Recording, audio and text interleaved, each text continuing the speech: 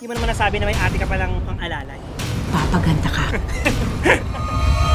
Gumaganda ang paligid kung bawat tao. Grabe, iba yung pagsik ng bagong ganda ni Maika. Ano nangyari sa ate mo? Paano nawala yung sumpa? Di ba niyo mo ako nakipag-date? Pwede ba? Sure. Tagal mo nawala. Alam ko, di ka na babalik eh. Hindi naman ako pwede umalis dito. Di pa ako tapos sa'yo. Umanda si Robin sa higanti ng dating pangit. This one's yours. Ano to? Bakit? Tubig lang sa akin tapos super-sized mocha frap yung sa'yo? Baka tumaba ka eh. Micah, for me, you're a 10. At 10? Nire-rate mo ba yung mga babae base sa itsura nila?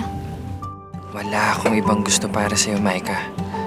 Kundi ang maging masaya ka.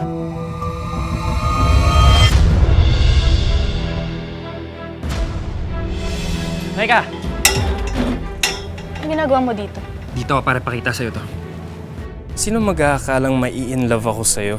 I'm sorry, Maika. Pero ginagamit ka lang ni Borge. Nung pangit ako, walang pumapansin sa akin. Tapos nung inaayos ko na yung itsura ko, tatawanan niyo pa rin ako. Hindi lahat.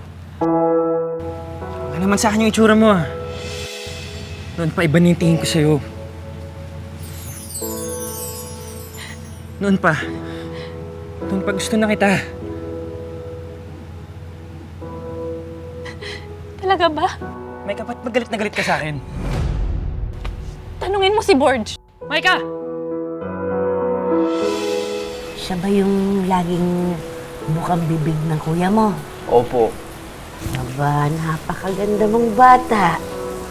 Hindi nagkamali ang kuya mo sa pagpili ng nililigawan. Hindi po ako nililigawan ni Robin.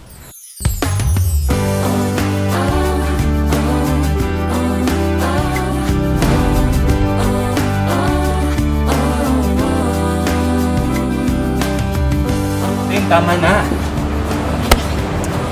Aww, matapoy naman pala that girl. Sasha! Ano ba gusto mong mangyari? Ang isang mundong puno ng pag-ibig. Robin! Masasaktan ng lakas. Sa mundong puno ng pag-ibig.